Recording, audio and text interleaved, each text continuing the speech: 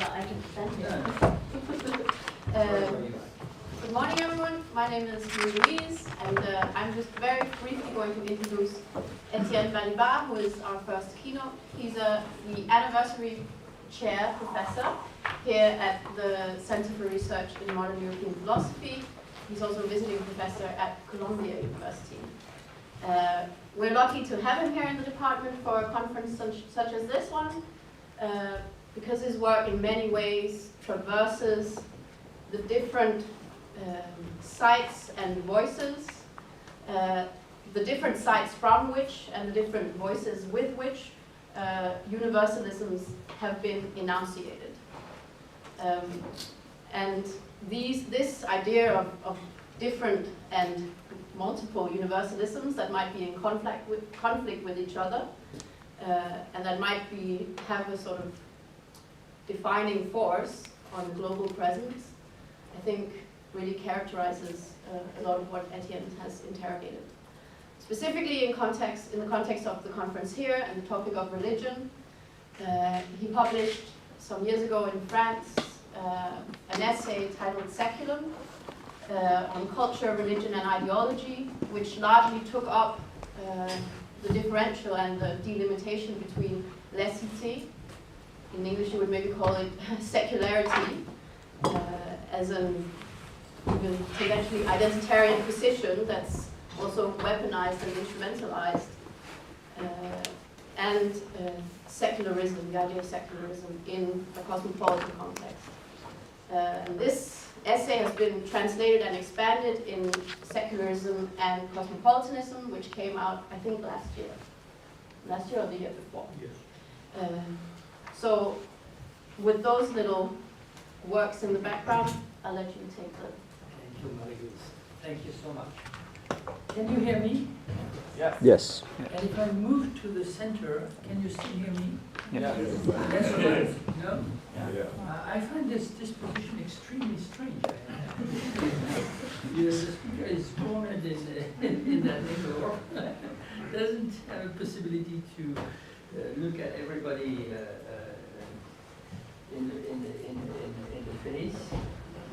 And okay, I was lucky that there is a whiteboard here, so I put a little scheme. Somebody already told me, but we know that, we've seen that before, you've done that several times. I said, yes, of course, it's always the same.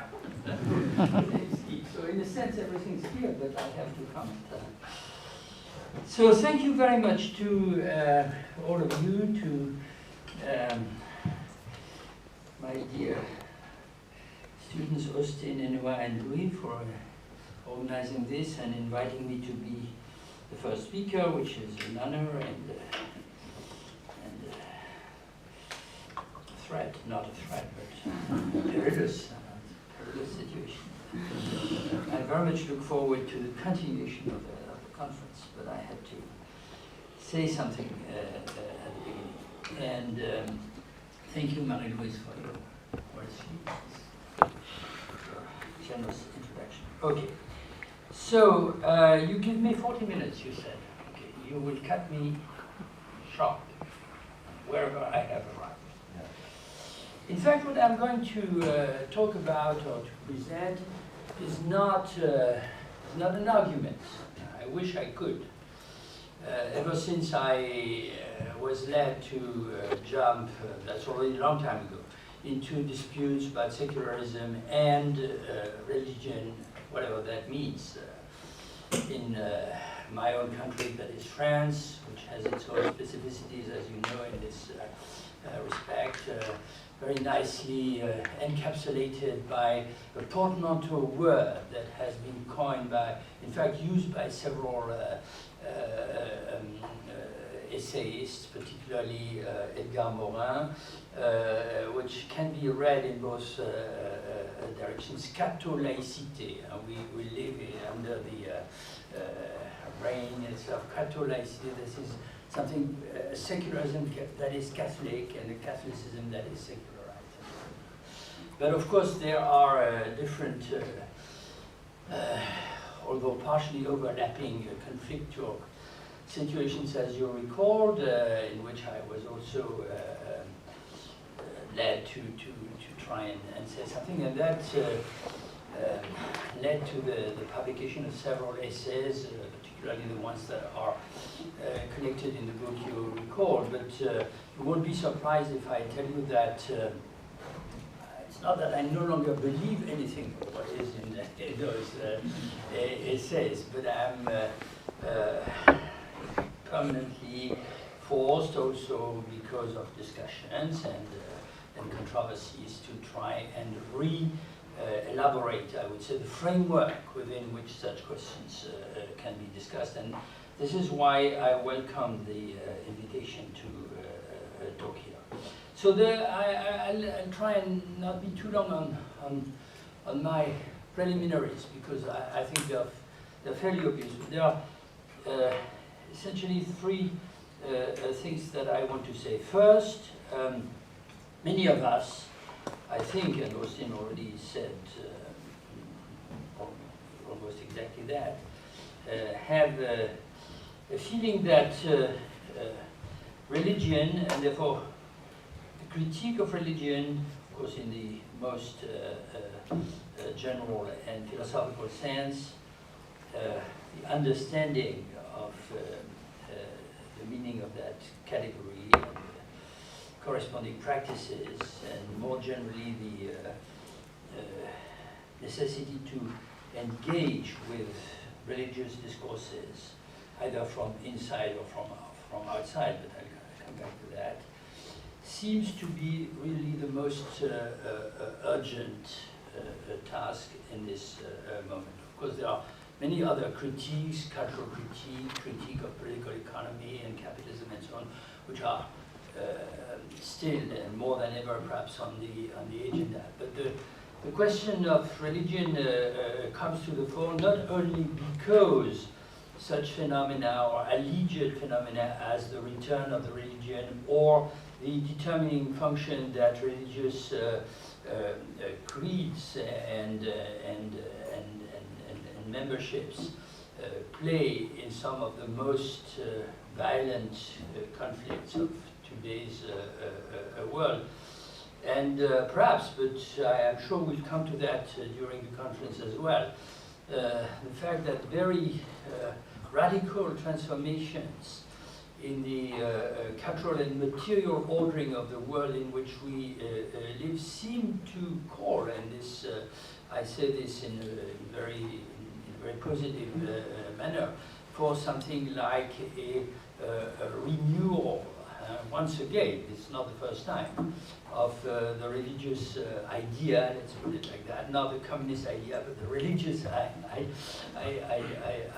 idea, and therefore once again put into question the age-old, typically Western idea that religion is something that belongs to the past, or that the linear trajectory of our history of progressive modernization would be something like the famous disenchantment of the world. So you hear a lot of discourses to the effect that, in fact, what is both possible, perhaps even necessary, and to be hoped for is a re-enchantment of the world, and therefore inevitably the question becomes whether what kind of relationship this would have with religion. But of course you also hear a kind of renewed, not only secular but positivist and materialist critique, which says, wait a minute, this is extremely dangerous language. You are accepting at face value without criticism the most unreflexive common ideas of the time, and in a sense you are accepting something that is a diversion with respect to the in fact serious and material issues of the time, something that you hear from good old Marxists, of course, but not only, only. So I believe that we're all convinced that such disputes will remain extremely muddy and confused as long as we do not try to clarify what we mean by religion and in which sense this can be considered a stable notion. But here we come to a second difficulty, which is also extremely obvious, and which I will summarize to begin with the using the formula that I'm sure many of you are familiar with, invented by an English Oxford philosopher in the 50s. What's his name? I have a terrible lack of memory. It will come back. Namely that religion is typically an essentially contested concept. So of course there are many others, democracy, etc. But religion in particular is an essentially contested concept because the fact that people disagree on what has to be understood by the category religion or the term religion, not only when they try to propose sociological or hermeneutic clarification about its sources and origins, but about the very meaning and field and range of application of the concept is not something that will be ever eliminated. The conflict is intrinsic to the very understanding of the category religion. So religion is a concept that is bound to become immediately split into antithetic meanings and understandings. And of course, and this leads immediately to the third point, which is the fact that you cannot, you do not say that just from outside, as if there existed a safe place outside the dispute about the very meaning of religion from which you could try with conceptual and perhaps historical instruments as well to assess and describe, I would say, the internal conflicts affecting that concept. Because in fact, the religious language, and particularly the religious language with which we, and we here means the West, but the West is a very broad sphere. So it's already part of the dispute where the West ends.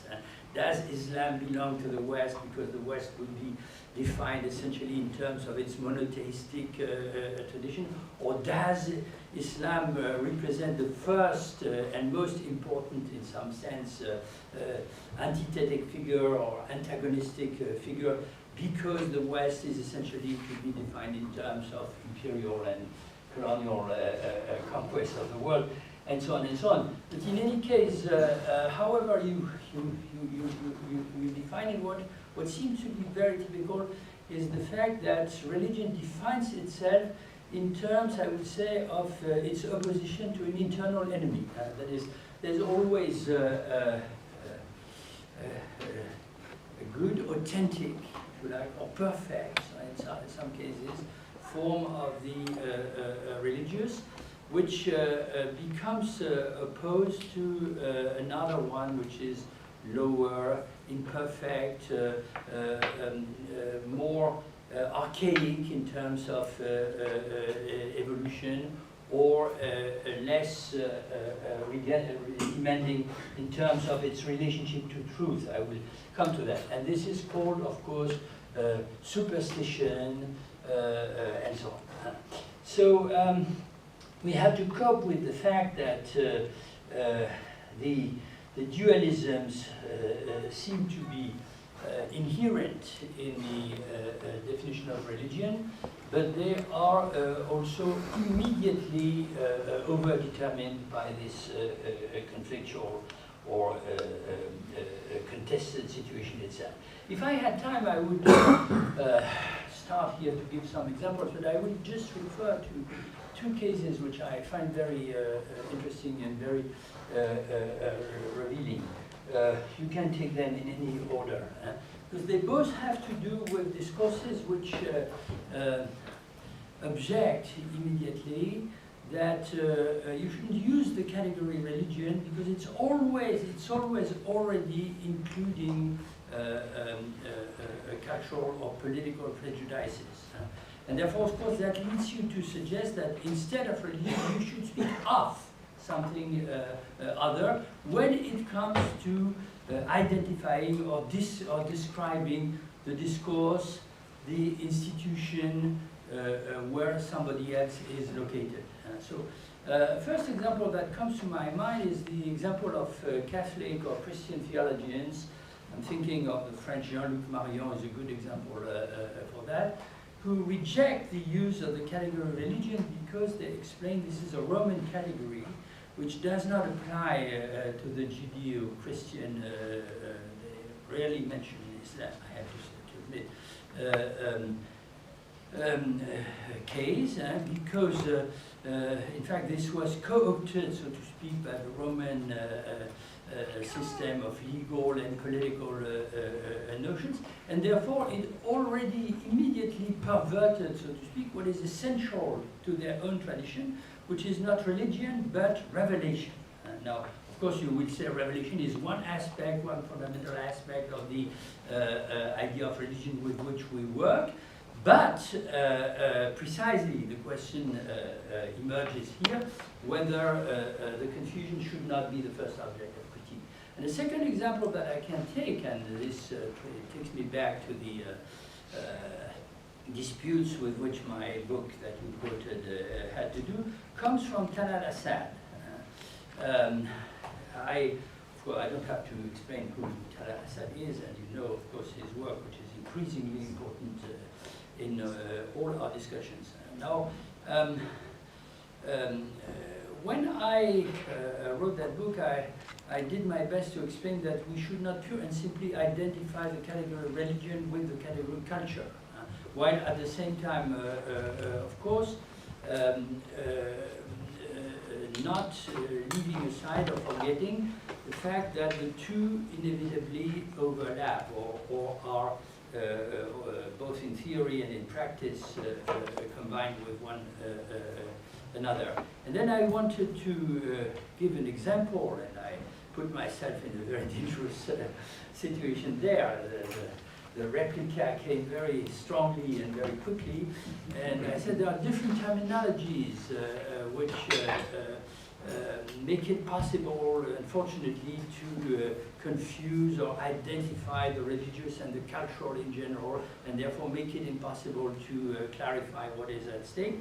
And one of them is the use of the category tradition, that, for example, you find, especially in the work of Talal Assad, where Talal Assad says Islam is not a religion. Religion is depends on the invention of a discipline called the history of religions, which was created, so there are different, it's a complicated history, of course. It begins at the end of the 18th century in France and England, and becomes, of course, fully constituted discipline in Europe, beginning perhaps with Germany in the 19th century, and therefore in the framework, of course, of the great new paradigm of comparative philology that encompassed, or was supposed to encompass all cultures of the world. So in any case, of course, the use of the category of religion, and this time you do not refer only to the Roman legacy, etc., but you rather build something like Catholic, I'm tempted to say, or in any case Christian, combination of the famous two sources of inspiration for our Western European culture, the Roman legacy on one side, or the Roman Greek legacy on one side, if that is one, and the Jewish or Semitic that was invented at the time legacy of the book and the revelation on the other side. And with that, of course, you create a kind of model or ideal type of what a religion is in its perfect stage, and this is of course not separable from the great evolutionist model that various philosophers, Hegel, Auguste Comte, and others, and Schelling, explained each in its own way, but it essentially aims at explaining that there are primitive forms of religion, call them fetishistic or mythological, and there is a kind of final or teleological realization, which is monotheism, and especially monotheism in its Western form, and the rest has to find its place somewhere on the path in the middle. So that's an imperial construction. And Talal Assad's point is, if we want to talk about our own Islam, of what Islam is for us, we will never use that category which is meaningless for us. We have others that are not translatable. But if I want to find a category in English, in the Western language, and in fact he also uses references to some French contemporary philosophers, etc. This has to be described as a tradition, or more precisely, a discursive tradition. And again, as in the case of Marion, you will say that what's the point in changing the name? The point is precisely that religion is not a neutral category, but it's also that in the end you have to do with a kind of double bind situation. If you want to talk about it without pure and simply destroying or suppressing the object, so to speak, you need to use one or perhaps several of these categories: religion and its other names, or its other adversary, which are both external and internal. So you're never outside, you're always located somewhere in some precisely discursive tradition, but you also try, of course, to produce or create some sort of distanciation. So how much time do you still have? About 20 minutes. About 15 minutes? 15 to 20. 15 to 20. Okay, so let's hurry.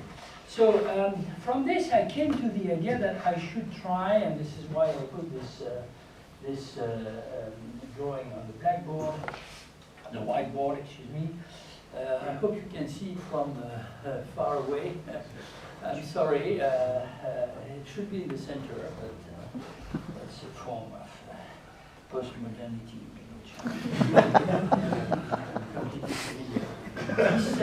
The decentering of the object. It doesn't matter. I mean, it was in my title with a slight difference. What occurred to me, or what I thought I would experiment with, really, it's a pure thought experiment. It doesn't provide any simple conclusion. Was the idea that whatever we call religion, we should try and immediately avoid something that is heavily and profoundly rooted precisely in our Western tradition. And this probably has to do, in fact, of course, with the institutional legacy of the dominant monotheism, namely the idea that there's something like a single principle, a single essence of the religious as such. And of course, as we know, this can be looked for, and I will not enter that, into many different directions. Very often it takes the form, again, of antitheses. For example, the essence of the religious is the tension between the saint and the sacred, or ideas like that. But in any case, there is a single and perhaps a simple principle. And of course, it's not very easy, it seems to me, it's not very difficult, excuse me, not easy. It's not very difficult to identify here a kind of mimetic relationship to the discourse of monotheism, and particularly Christian monotheism itself.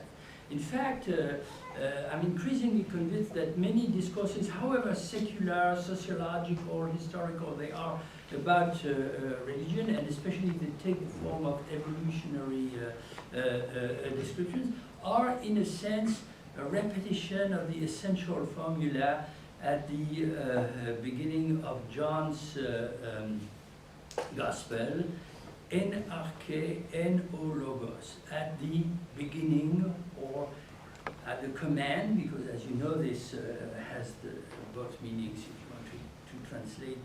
At the origin was this, called the Logos. Could be varied, or the symbolic, or the sacred, or the revelation, or whatever. But the important thing is the idea that there is one principle, and then everything has to derive from it. So perhaps there is a kind of, there's a slightly naive way of reversing this representation, but it occurred to me that I could try and I could suggest that we work with a different schematism in mind, where the identity of the religious is highly problematic. In fact, it's the unknown in a sense. And it's highly problematic in its in two correlative ways, which have to do perhaps also with the title "Irreligion" and the critique of religion. It's problematic in the sense that we are we do not know if the variations and therefore the object of the main object of sociology and history of religion, which is comparison. And Weber, in my opinion, is the unsurpassable example of that, contains something like a core, if you like, or a nucleus of stable meaning, or whether the dispersion, in fact, is such that there is no real overlapping. But it's also problematic in the sense that the things, the practices, the discourses we want to talk about, undoubtedly from our own religious tradition, this is very clear, I hope to show in a minute, ought to be described, understood, and developed as intrinsically religious, I would say, but we will never acquire the certainty, much the contrary, that they are purely religious. This I try to apply in the following manner. I want to say something about religious determinations of truth, and determinations of the religion in terms of truth, or the will to truth, as Nietzsche would say. I want to say, or to sketch very quickly, something about religion in terms of authority, and I come back in a minute to the equivocity of this term. And finally, in my initial proposition, I had said that I wanted to say something about religious in terms of differences. I had in mind the idea of anthropological differences, such as sexuality, criminality, health and illness, and so on. But in the end, it occurred to me that I could pure and simply, and you'll see why if I reached this point, particularly with Agamben's distinction in mind, return to something more basic in a sense, which is the essential equivocity of the idea of life as a specific object for religious discourse. But at the same time, and I say it now because I'm sure that I will never get to this point this morning, what I have in mind is first, maybe we can understand something of the religious problem, or in the plural, the forms in which problems deemed religious arise in our conjuncture, when we try and keep together or simultaneously consider problems which have to do with our relation to truth, our relation to authority, and our relation to life, which in particular means our bodies and our forms of life. But first, we have no evidence, and perhaps we never have any evidence of the fact that if you combine the three, as I suggested here, you'll get to something like a definition of the religious. You'll probably rather produce something like a deconstruction or a distribution an explosion of the category of the religious. And second, of course, the most important thing is that each time you'll probably have to admit that truth, of course, is crucially and even perhaps essentially in our representation a notion that derives from the religious discourse. But this is not to say that there are only religious discourses about truth. And the same is true, of course, for authority or for life. Okay, so since I have now wasted much of my time with preliminaries, let me try and say something, a few things about each of these three registers.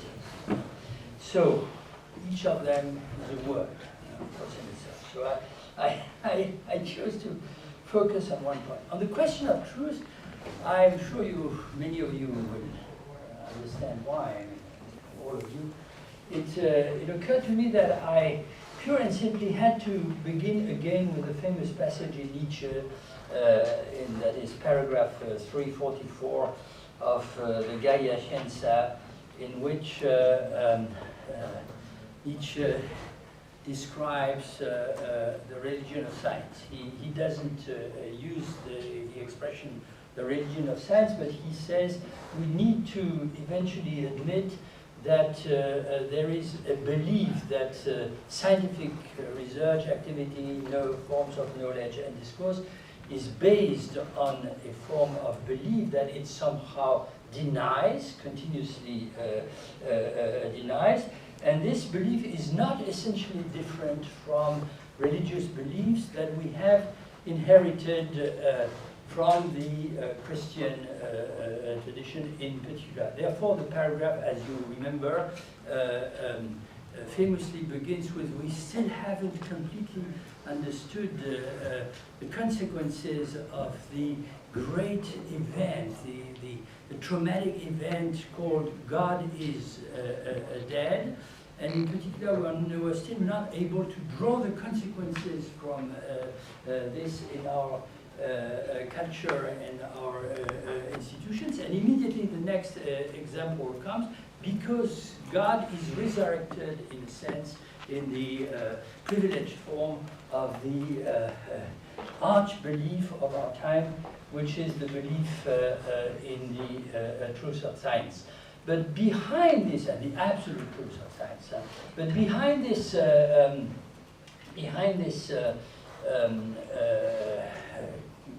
constatation, he suggests, I am broadly commenting the text that you know, there is something, of course, deeper, which for that reason, in a sense, ought to be considered as the root, the inner root, the intimate root for that continuous demand of religiosity, which is the will to truth.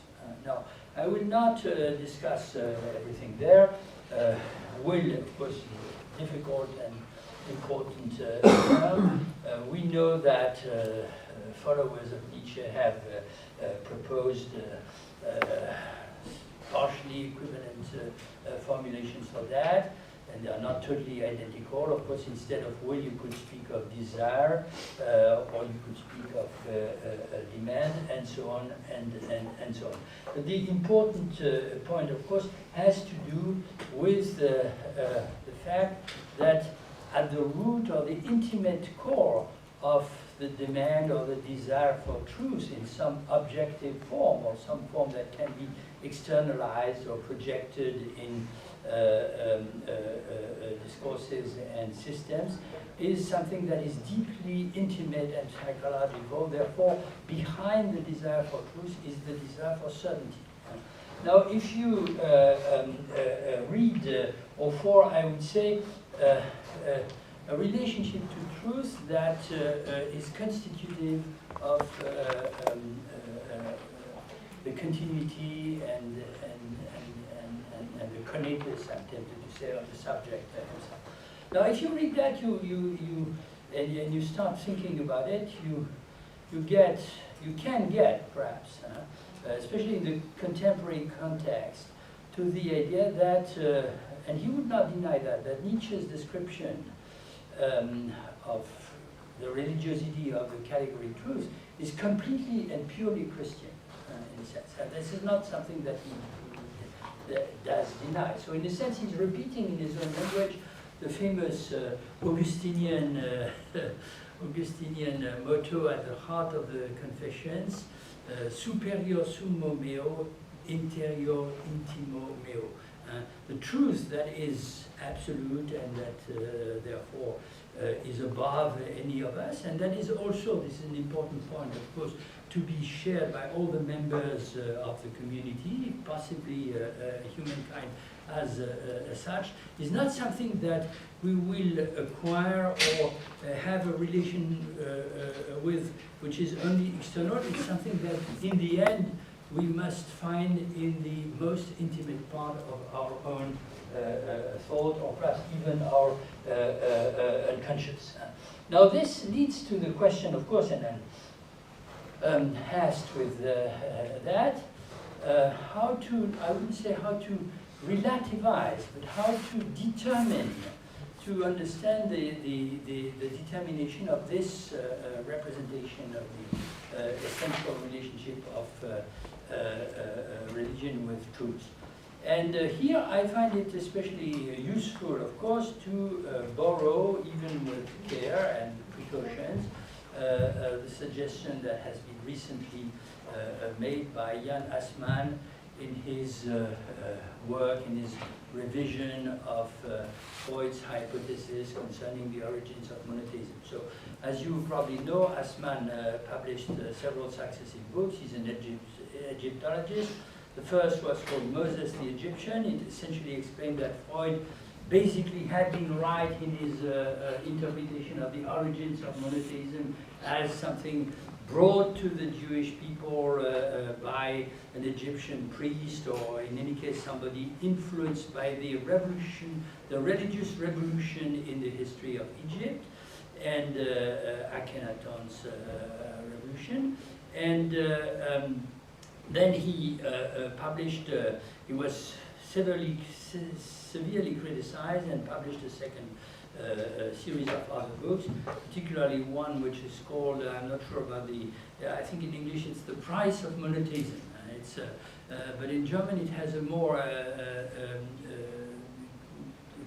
clearer title, which is Die mosaische Unterscheidung, that is the difference or the division invented and produced by Moses. So here again I have to be extremely quick, etc. But essentially what the interest of Assmann's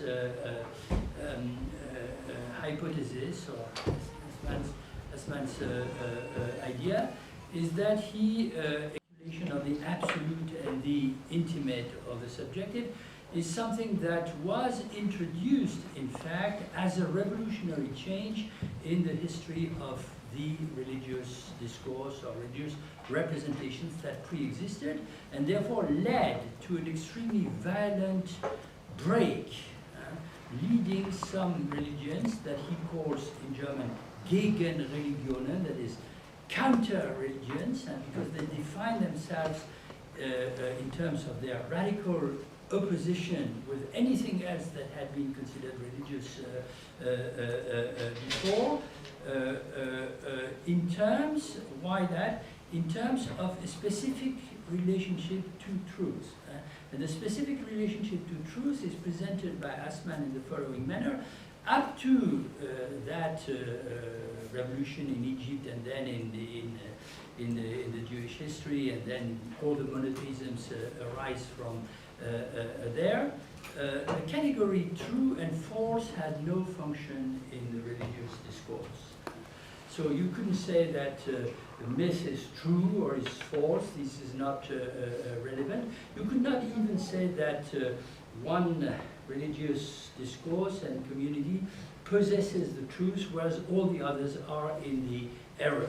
Whereas at this moment, of course, this becomes not only possible, but the core of the self-recognition of the religious discourse. And of course, is not at great pains to show that as a continuation, of course, another important category will emerge, which is the category of heresy, which is the category of the error or the falsity, the essential mistake that is not only located outside but risks being located inside the religious discourse itself. Now, I could continue on that, and that would be a fascinating object, but I will only add one remark or two remarks at this point. Maybe I'll never reach here. Two remarks I would add are the following. Of course, such a representation, an intimate articulation of the true and the religious or the or piety leads to a notion of orthodoxy, I mean, a position between orthodoxy and heresies or religious deviations, if you like. But it also very strongly leads to the idea that the orthodoxy as such cannot be formulated. Therefore, there's an intrinsic tendency that is probably lies probably at the core of the monotheistic tradition towards so-called negative theology. And of course, negative theology is stronger in some monotheisms than in others. In Islam, it is almost foundational. Whereas, of course, in Christianity, it is, I would not say about Judaism. In Christianity, it's a matter of permanent dispute, which probably has to do with the fact that the formulation of the truth or the dogma, and especially the unity, the oneness of the truth in the Christian tradition is politically overdetermined, which will take us in a different manner. So that leads to the idea that the only possible enunciation of the truth is a tautological enunciation. And the type of the tautological enunciation is God is God. God is God. There are very remarkable developments on the violence of this formula in some others that I could quote to you. But then that leads to a second consideration, which is now we've gone to the extreme of one possibility, and we are in great danger or risk of assuming that this is the only way in which truth and the religious can be intimately associated. And of course, it's not the case. So we must look for other antithetic examples, I would say, of modalities of enunciating the truth from a religious point of view, or sites, places, practices within which the enunciation of the truth is also crucial. And of course, we have no time for that, but prophecy, divination, oracles are all, of course, relevant examples from this point of view. Spinoza did an extraordinary job in explaining that the correlative of a believer's relationship to truth in the modality of prophecy, and I think we could expand that to oracles and divination, doesn't have to do with intimate certainty, but it has to do with the encounter with signs, the encounter with circumstances which can be explained or illuminated in terms of the intervention of the divine in everyday life. And the fundamental characteristic of that intervention is, of course, uncertainty or equivocity, the fundamental. So in a sense, we are exactly at the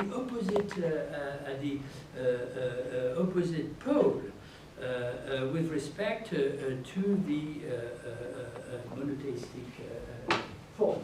But that doesn't mean that the question of truth is ever to be eliminated. Now, I think I no longer have more than 5 minutes. Now it's about time. It's about time. Okay, so it's about time, so I will rob 5 minutes from the...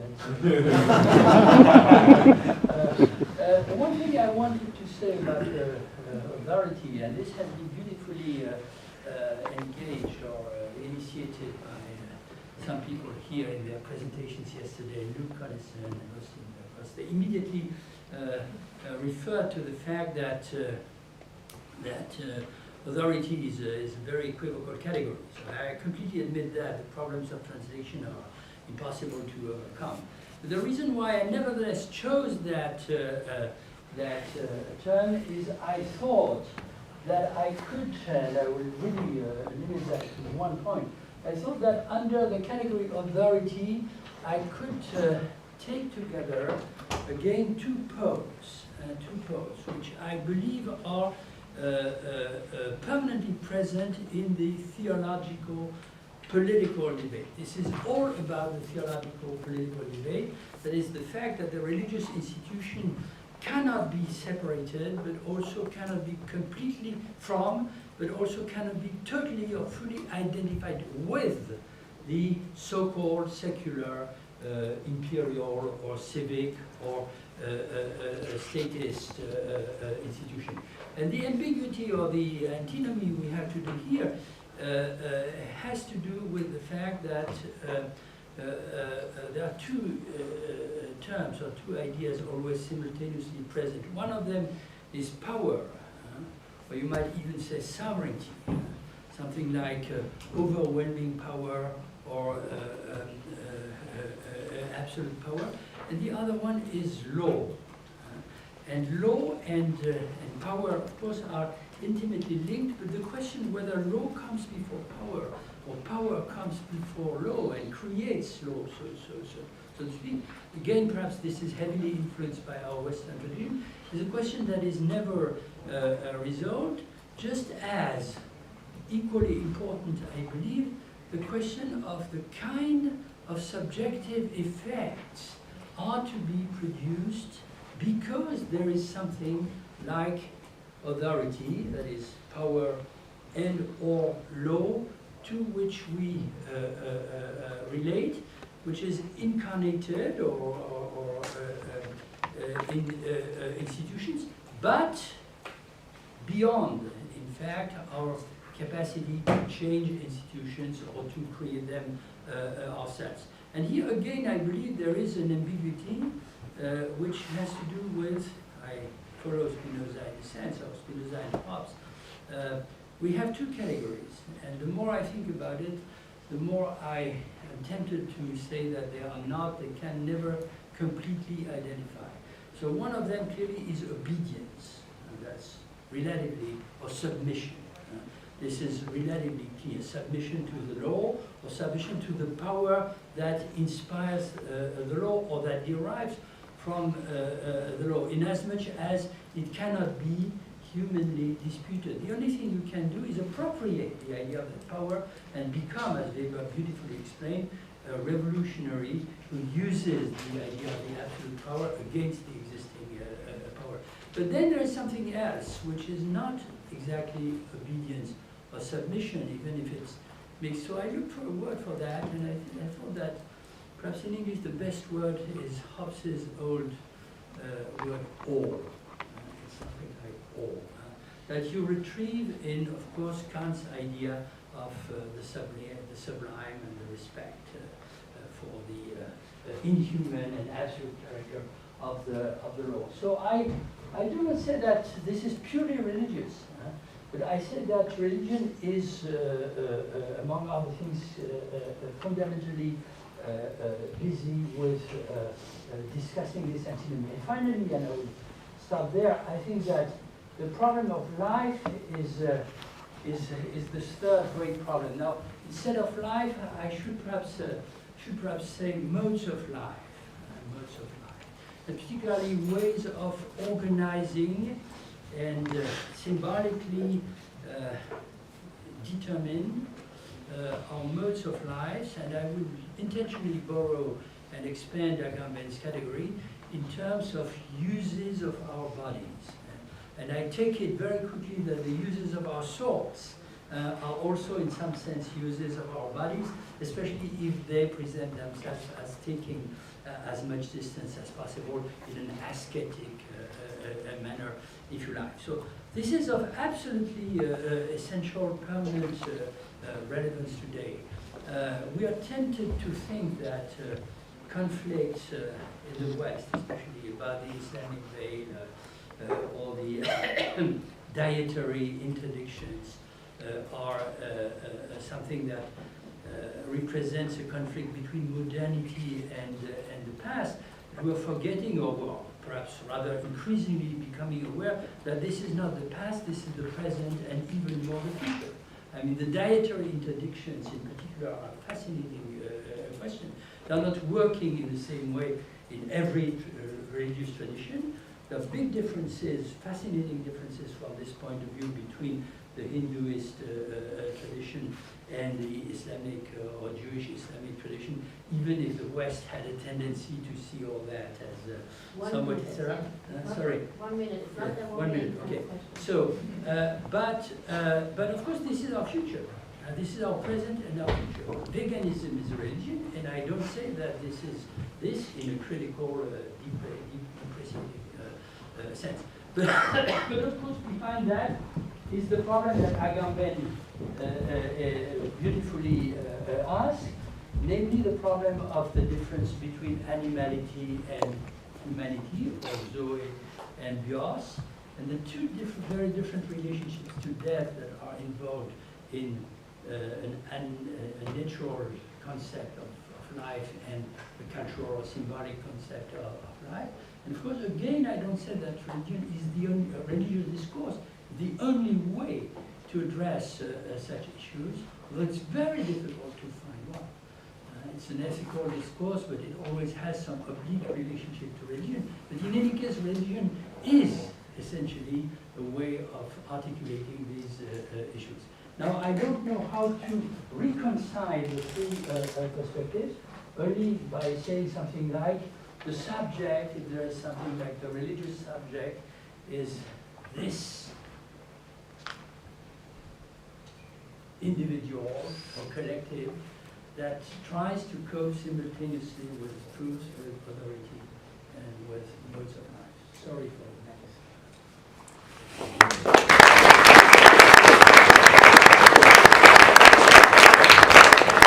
Maybe we have time for a couple of questions.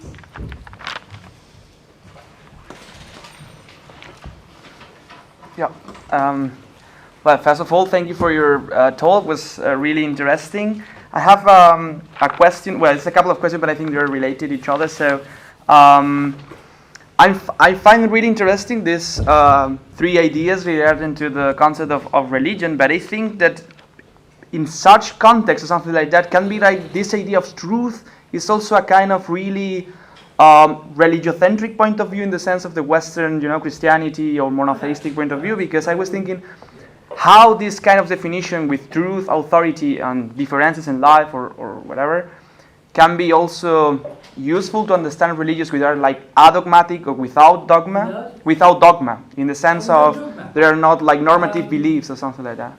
That's not too difficult. I had to be very quick, but when I came to the idea that, in a sense, the core intention, so to speak, in a more or less objective sense, a teleological orientation of monotheism in the Western sense, and that includes Islam, leads towards negative theology.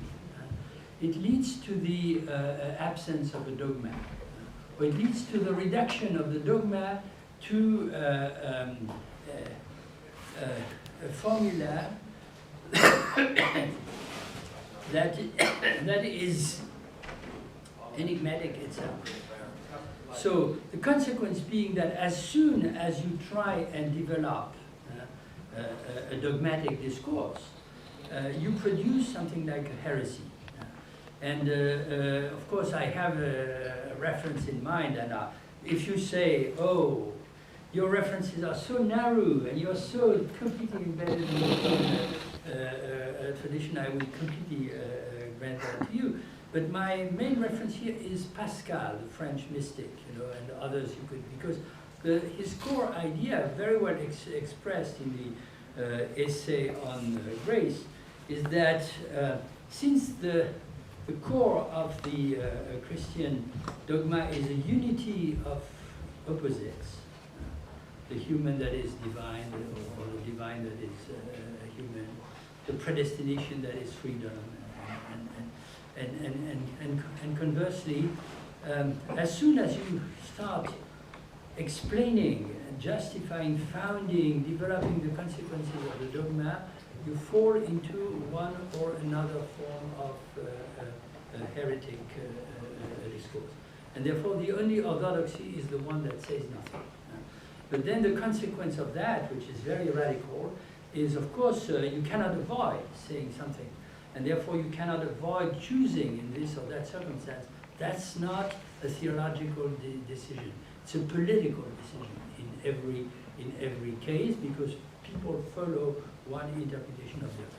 So I agree with you that there is big difficulty there, but it's not perhaps totally insurmountable. Thank you very much for the question. Any other questions? Matt. Early on, you said something about this kind of ambivalent distinction between religion and culture. So Yes. it must not be identified, must not be separated. Yes. And you effectively repeated the same schema when talking about authority, saying religion cannot be identified with the state, can also not be separated from it. Are these related problematics, or how do you articulate it? Good point. Good point. I am increasingly retreating from my discourse on the distinction between the religious and the cultural as I proposed it. I don't say everything I said was absurd, or if you prefer, I'm concentrating on the idea that the religious is, that will not surprise you, there's nothing about it. It's a kind of structuralist legacy. The religious is a specific way of dealing with the nature culture difference. So if you and I'm very I come back to the authority. I've been very influenced in this respect in reading recently. I'm sorry, this is mainly in French, but I'm sure the equivalent exists in other languages. Very interesting interpretations of the function of dietary interdictions in the Islamic tradition, precisely, which very strongly insist on the idea that if religion is needed, this is to tame animality. But to tame animality, of course, there's no such thing as animality per se. So you have to invent the forms of animality that you want to tame. And therefore, it's to produce a cultural or symbolic reorganization of the, say, natural side of our lives. And I find this rather convincing, and at the same time, of course, so the disciplinary element, of course, becomes very important. And I cannot help trying to establishing bridges with what Levi-Strauss and others explain.